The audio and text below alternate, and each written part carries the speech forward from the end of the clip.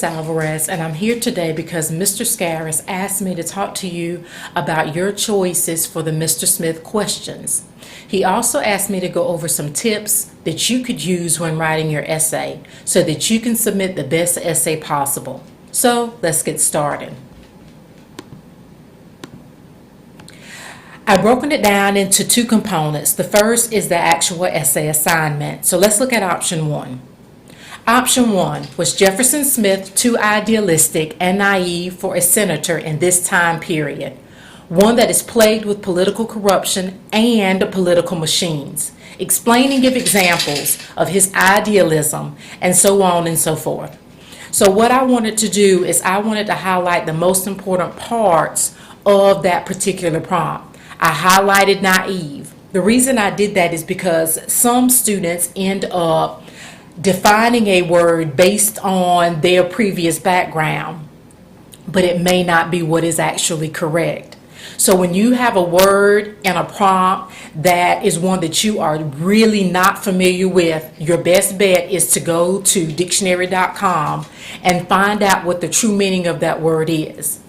Sometimes words will have several definitions, so if you're familiar with all of them, it will give you an advantage over someone who only addresses one part of that definition. So make sure you're familiar with all of the meanings of a particular word. The second thing you need to pay attention to in this particular prompt is the time period. When you respond to a prompt, you need to respond to all of the prompt. When it's asking you about the time period, it's not asking you about this time period. It's asking you about the time period in which the work was written. When you have that as a focus point, then you can go back into your background knowledge or your prior knowledge, and hopefully you can rely on what you learned in American Lit and hopefully British Lit. Based on when a work was written, you can determine it based on the themes and the ideas and the writing style and the diction that that writer uses. Like if you look at a work by Stephen King and then you look at a work by, say, Edgar Allan Poe, Edgar Allan Poe's work is going to be so much more sophisticated than the work by Stephen King. Yes, Stephen King is going to have longer works, but look at the word choice that Edgar Allan Poe uses. You'll be able to tell that those two pieces of writing were written by two completely different guys in two completely different periods. So you're going to look at what was going on in that period and does it reflect what's going on in that time period. Explain and give examples. Those are my favorite words. When you're explaining something, you are telling the reader something that you have come up with on your own. And to a reader, that means that you're not just parroting what your teacher told you in class. You are going above and beyond. A good rule of thumb is when you give your examples, typically those are going to be your quotes. If you take a quote and you then explain what that quote means in 3 sentences, you are going to be able to address the prompt. When you explain a quote, you're not simply just restating the quote in your own words. That's not what it's asking. What it's asking you is to delve beyond what is written on the page, to basically read between the lines and infer, and based on what you read, draw a conclusion that makes sense and enlightens the readers. That's what you want to be able to do by the time your essay is finished. So let's go on to option 2. You're identifying and explaining Saunders in terms of how she evolved into a compassionate person as a result of knowing Mr. Smith. Now here, I think the 5-paragraph essay would work extremely well. However, you could also make this an 8-paragraph essay. If you are showing how she evolves, then you need to have a quote that shows how she was before, then a quote that shows how she changes. You could separate those into 2 different paragraphs. Then you would show how she was, how she changed, and then how she was and how she changed. That's 6 different quotes that you're having. Then you have your introduction and you have your conclusion. So you're basically modeling it on the 5-paragraph essay, but you're showing that you are a much more sophisticated writer. when you break it down into those few parts. Now, when you identify your quotes, what you want to make sure you do is you pick the best possible quotes. I'm sure there are more than 3 quotes that show how she was before and more than 3 quotes that show how she changes. But if you pick all your quotes in one portion of the book, then you may be indicating to the reader that you didn't read the entire book. So you need to look over the course of the entire novel, the entire book, and select the best choices. You've got to select the best choices. And you've got to, when you write, not just say this is how she was before and this is how she is now. You've got to explain how she evolved, what brought about that evolution. And when you do that, again, if you're, say, writing this for an SAT prompt, then you're going to be in the 5 and 6 category, not the 3 and 4 category. So you want to make sure that you illustrate with your words how that person makes a change. For option 3, you're looking at the effect, and you've got to make a choice for option 3. It's either one or the other. You cannot write about both. And in that first paragraph, you should tell that reader that either he is free or he is burdened. If you write about both, then that indicates that you cannot make up your mind, and then I automatically drop you down. If I'm an SAT reader, I'm automatically dropping you down to a 4 because you had to make a choice and you did not. So you have to explain how Mr. Smith has an effect on Mr. Payne. So you should address both of those guys in your paper. And again, make a choice and make it at the beginning of your essay. Option 4 is where you can get into a little problem. Option 4 asks that you choose 3 activities and then you define that activity and then you describe that scene. And what you may end up doing, because you may think that this is the easier choice, when I think in fact it's the most difficult of the 4 choices, is that you end up just summarizing. And when you summarize, you don't tell your reader anything new, which means you didn't delve into the text. In this case, you're asked to delve into the text and you're asked to delve into what you saw on screen. When you have the advantage of looking at something on screen, you should pick up those nuances that you may not pick up on when you are reading the text. So again, you've got to analyze what you see. One good strategy that you can use for analysis is something called SOAPs. And it's what I asked my students to use when they were analyzing poetry. The S stands for subject, the O stands for occasion, the A stands for the audience. Who is it intended for? The P stands for purpose, and writing and video have one of 3 purposes, and it can be a blend of these, but it's going to fit into one of these 3 categories: to entertain, to persuade, or to inform. So if you look at it from those 3 components, you'll be able to go beyond, again, what is simply just surface writing. And then the S stands for symbols. What symbols did you see? And yes, you can analyze a video for symbols. So if you break it down and you really look at what it is asking you to do, it's basically implying what you need to be able to do. And again, just simply describing the scene is not going to get you into that 4 and 5 because it's asking you to use your knowledge, which means you've got to take what you already know and again show the reader that you have taken something away from the work and from what you saw on screen. Now that I've talked about those 4 prompts, let me give you a few tips that you can use in order to make your writing better. I tried to put these in order of importance. You may not get to all of these tips in your first paper, but by the time you finish, let's say your junior year or when you get to the middle of your senior year, you ought to be able to do these things, because it's going to elevate your writing and it's going to separate you from the others in your class, in high school, and in college. All right, include an introductory and concluding sentence in each paragraph. Your opening and concluding sentence are your roadmaps for your paper. You're going to let me know what I can anticipate in the reading, and you're going to remind me what I read about. And basically what somebody should be able to do with all of your paragraphs, if they literally cut up your paper, a reader should be able to put your paragraphs back into the same order in which you wrote them.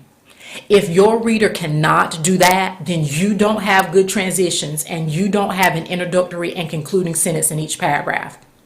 I mentioned earlier that you should take 3 sentences and explain each of your quotes. If you're doing that, you cannot end a paragraph with a quote. You've got to be able to explain it. Also, you don't want to just simply string a few quotes together. It's what my mentor called connecting the quote. You don't want to do that. You always need to explain why you basically chose that particular quote. Why is it so important? Why, of all of the thousands or even millions of sentences in that text, did you choose that one? The reader should feel that it's important too. So make sure when you create your paragraphs, you've got something to basically put on top, you've got something to hold it together, and you've really got something in between that's going to make all of it work well together. Your second tip is to introduce your quotes. I selected this one by Oscar Wilde. I love Oscar Wilde. And what I wanted to highlight was simply that the according to Oscar Wilde part, that's introducing the quote. You do not want to begin a sentence with a quote, because then you haven't introduced it. You haven't let me know who said it. You haven't let me know why it's important. You always want to introduce a quote also with a fragment, because if you introduce it with a complete sentence, then you're going to have a run-on sentence.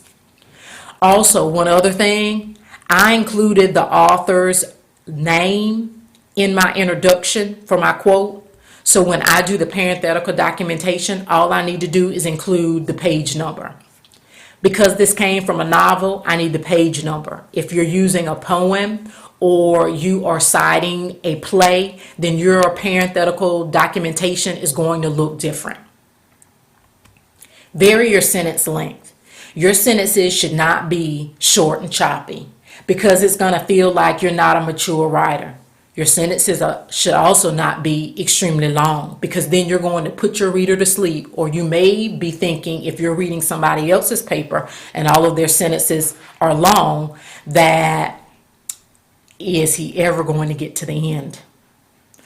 Or you may get lost before you get to the end. So make sure you've got a short sentence, a long sentence, 2 short sentences, a long sentence. Just keep your reader wondering what you're going to do next with the length of your sentence. Think about what you like to read. Even if you go and you look at, let's say, Dr. Seuss's books, all of his sentences are not short. Even his children's books, the sentences are not short, because he knows that even though this book, the audience, may be primarily children, it's adults who are reading those books. And you need to be able to show that you can keep someone's interest, and you do that by sentence length. Again, those are his more sophisticated books, like, say, for instance, Oh, the Places You'll Go. It starts off with, congratulations! Sure, today is your day. You're off to great places. You're off and away. You have brains in your head. You have feet in your shoes. You can steer yourself in any direction you choose. You're on your own and you know what you know. And you are the guy who'll decide where to go. Sentence length. You want to vary it. Avoid dead words. I picked this tip up from Miss Birchfield. She used to teach newspaper. And she had a list of words in her classroom that she called dead words. And these are dead words. There is, many, a lot, things, want to say few. But anyway, that's your basic list. And if you have a sentence with those kinds of words in it, I guarantee you can take out those words and that sentence be more concise and precise. So take out your dead words. They really add nothing to your paper. Diction impresses the reader. Some of those SAT words or ACT words that you may be familiar with, use 2 or 3 in your writing. If you watch ESPN, we typically do in my house every morning and every afternoon, they'll pick a word that they just hop on the bandwagon of and they'll ride it and beat it to death. A couple of years ago, that word was plethora. So instead of saying a lot of people think that, well, I don't know what you deem to be a lot. But 2, replace a lot with sundry or copious or plethora. Those words, 1, 2, hopefully 2, no more than 3, those are going to impress your reader. Notice I gave you a limit.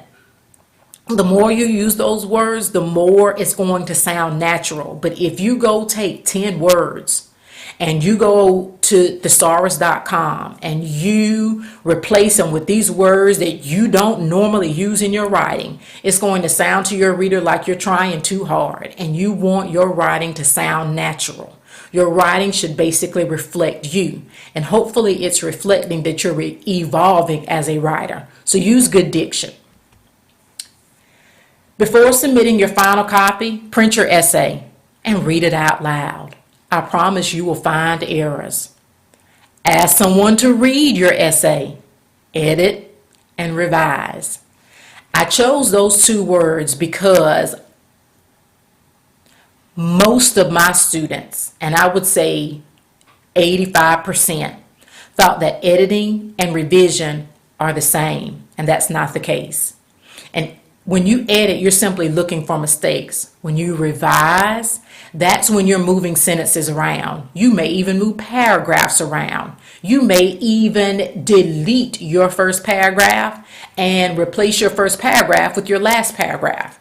That's a strategy I used when I was in college. Sometimes I would start writing and I would not know what in the world I was writing about. And sometimes it's okay, because writing is a process of discovery. But when I did that, that meant that I understood by the time I got to the end what I was supposed to be writing about. So I then replaced my first paragraph with my last paragraph. Now that meant I needed to write a concluding paragraph. My paper was so much better. After you do that, wait one day, edit, revise, and then print your final copy. And you can see that I did not read before I projected this. So if I had, I would have found my error. So this became a teachable moment. So wait one day. Sometimes you will find mistakes that you didn't find the day before. So if your essay is due on a Friday, you should be printing what is like your final draft copy, let's say Tuesday. And then that way Thursday, all you have to do is just make those last few changes, and then you can print and you can go to bed while all of your classmates are up until 3 o'clock working on that paper. Eliminate your be verbs. Now, I mentioned that you may not get to this stage for this paper, and I would ease my students into eliminating be verbs. A be verb indicates that your sentence is in passive tense, and writers use passive tense when they want to protect the source. We typically use passive tense because it's easier. Let me let you know what a be verb is. A be verb is one of these verbs: am, is, are, was, were, be, being, and been. Again, those verbs indicate passive voice. I would ask my students by the end of third quarter to only have 2 be verbs per page. Their papers were so much better by the end of third quarter compared to first quarter because their subject was doing the action. Their subject was not receiving the action. An example of a sentence with a be verb would be, she is playing basketball. Okay, that would be a sentence that you might write. If you take out the be verb, your sentence becomes, she plays basketball. You've got a shorter sentence, but it's more concise and it's precise, and your subject is doing the work. Your subject is performing the action. So eventually you want to be there. And again, you won't like the process because it will require you to revise your sentence, but you'll be satisfied with the outcome because it will show that you are a better writer by following or using this technique. The last tip I want to tell you about is coming to the library and check out a book. It is called Keys for Writers. When we first started the IB program, we purchased this book, enough for pretty much every student in, let's say, an IB English class. And in Keys for Writers, Anne Rames gives you techniques for writing. She shows you how an outline should look. She shows you how to cite various sources using MLA and APA. She shows you how a paper should look when you submit it to your teacher. She shows you how to have, again, that MLA style format on your paper. She's going to show you how to avoid commonly misspelled words. She's going to give you suggestions in how to rephrase sentences. Come check it out before you turn in your paper. Again, it's probably a book you want to have as soon as your teacher assigns you an essay.